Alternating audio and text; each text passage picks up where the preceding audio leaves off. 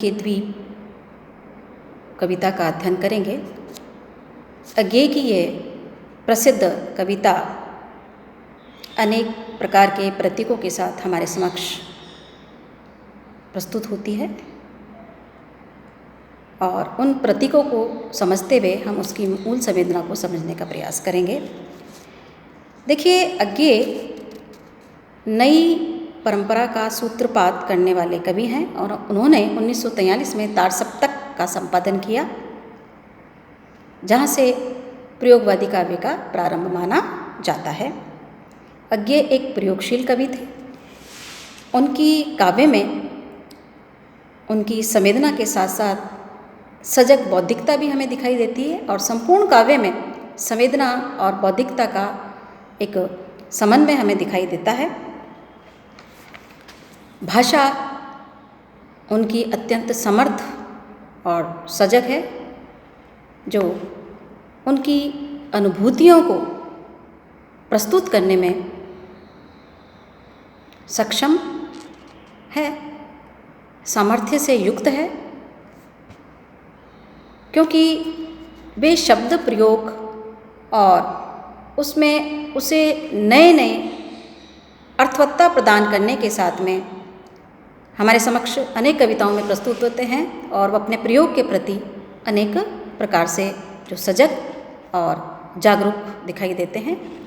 नदी के द्वीप अति महत्वपूर्ण कविता है, जिसके अंदर दो प्रकार के प्रतीक हमारे समक्ष प्रस्तुत होते हैं। एक प्रतीक मानवीय और दूसरा प्राकृतिक। मानवीय प्रतीक में द्वीप जो है व्यक्तित्व का प्रतीक है, शिशु का प्रतीक है, और नदी जो है संस्कार और परंपराओं का प्रतीक है। भूखंड समाज और पिता का प्रतीक है। दूसरे प्रतीक को देखा जाए मानवीय, तो उसमें माँ है, पिता है और शिशु है। ये दो प्रतीकों के साथ में ये कविता आगे बढ़ती है। तो देखिए कि हम नदी के द्वीप हैं, हम नहीं कहते कि हमको छोड़कर स्रोतस्विनी बह जाए, वह हमें आकार देती है, वह हमारे कोण गलियाँ अंतरीप उभार सेकत कुल सब गोलाइयाँ उसकी गढ़ी है। मानव समाज में अपनी जो है एक पहचान बनाता है, समाज उसको एक वैशिष्ट्य प्रदान करता है। तो उसी प्रकार से वो कहता है कि हम नदी के द्वीप हैं। नदी कौन यहाँ पर? संस्कार और हमारी परंपराएं, जिसकी गोद में रह करके, जिसकी गोद में पल करके बड़े वो होता है मनुष्य और उसके व्यक्तित्व का निर्माण होता है।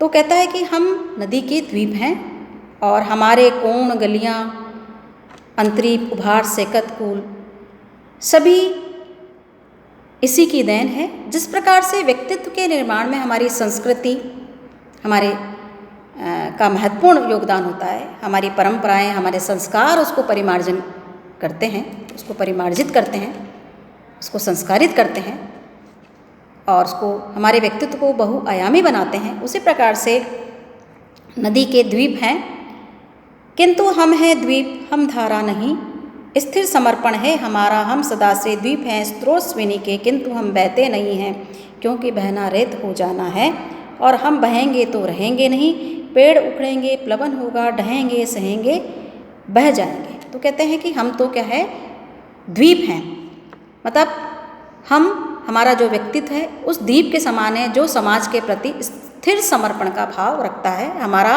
जो व्यक्तित्व है, अपनी जड़ें अपनी परंपराएं हमारे समाज हमारी संस्कृति से वो कटना नहीं चाहते, क्योंकि वो अपना दायित्व समझते, क्योंकि उसने समाज से बहुत कुछ ग्रहण किया है। तो जो प्रतिबद्धता है समाज के प्रति, उसका एक धर्म है कि जो कुछ उसने ग्रहण किया है वो उसे लौटाएं और स्थिर समर्पण का भाव, प्रतिबद्धता का भाव वो रखें, क्योंकि इस समाज के भीतर रहकर ही व्यक्तित्व अब बहुआयामी जो है व्यक्तित्व का धनी होता है और उसके व्यक्तित्व का निर्माण होता है।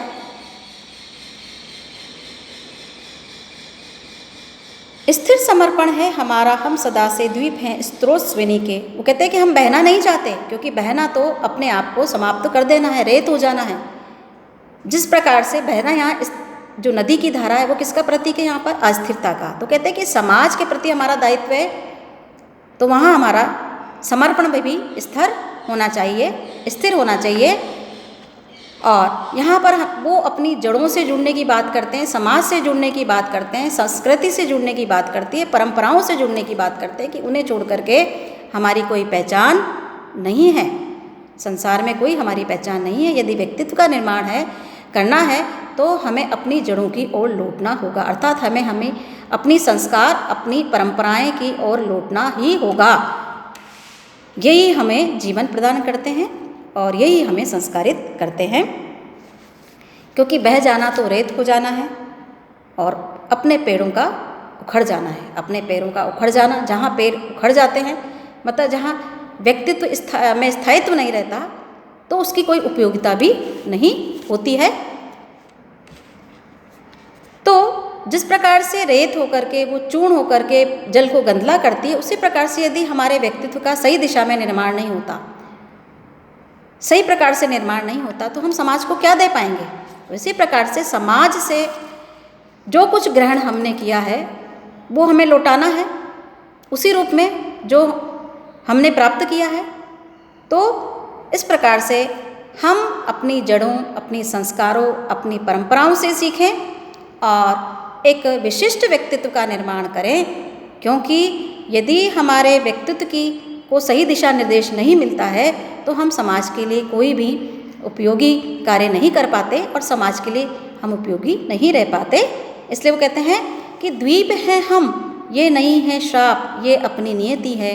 हम नदी के पुत्र हैं, बैठे नदी की क्रोड़ में, वह बृहद भूखंड से हमको मिलाती और भूखंड अपना पितर है। वो कहते हैं कि भूखंड जो समाज का प्रतीक है, तो वो समाज से कौन मिलाने का कार्य कौन करता है? ये नदी रूपी माँ, जो हमें संस्कारित करती है, हमारे व्यक्तित्व का निर्माण करती है और उसे एक समुचित आकार प्रदान करती है और एक अच्छा जीवन योग्य बनाती है, जिससे कि वो एक विशिष्ट व्यक्तित्व का धनी बने व्यक्ति, उसके व्यक्तित्व का निर्माण में वो सहायक होती है, उसे मांझती है, संस्कारित करती है, परिमार्जित करती है और उसके जीवन को उपयोगी बनाती है और उस समाज में एक विशिष्ट पहचान को दिलाती है, क्योंकि वो हमारा पितर है। हमारी पहचान कहाँ से है? एक समाज से, क्योंकि समाज और मनुष्य का नाता है कि समाज से ही उसे बहुत कुछ मिलता है, समाज ही उसे पहचान देता है, समाज ही उसके जीवन को उपयोगी बनाता है, समाज से वो बहुत कुछ ग्रहण करता है। तो उसका दायित्व भी है कि वो समाज को जो उसने प्राप्त किया है वो उसे लौटाना भी होता है, ये उसका नैतिक दायित्व भी होता है। तो इस प्रकार से नदी जो है उसकी गोद में बैठ करके वो बहुत कुछ प्राप्त करता है, संस्कार प्राप्त करता है और जो उसके व्यक्तित्व निर्माण में सहायक होता है, ऐसे गुण वो उसे समाज से प्राप्त होते हैं।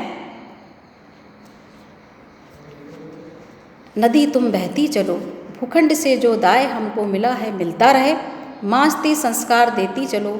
यदि ऐसा कभी हो तुम्हारे आह्लाद से या दूसरों के स्वेच्छाचार से, अत्याचार से, तुम बड़ो प्लवन तुम्हारा घर आता उठे। और यदि कभी ऐसी स्थिति आ जाए, विपरीत समय भी आ जाए, तो कहते हैं कि स्थिर समर्पण है हमारा इस समाज के प्रति और हमारी जड़ों के प्रति, हमारी परंपराओं के प्रति, हम उसे छोड़ करके नहीं जाएंगे।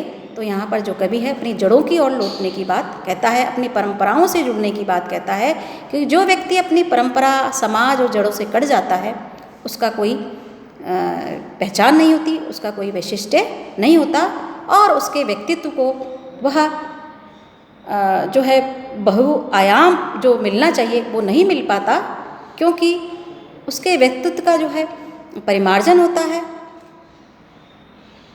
उसके व्यक्तित्व का जो निर्माण होता है वो सब कुछ इस समाज की देन है, इस जो माँ रूपी जो नदी है, संस्कार हैं, उनकी देन है, जिससे उसके व्यक्तित्व को एक नई दिशा मिलती है। तुम बड़ो प्लावन तुम्हारा घर आता उठे।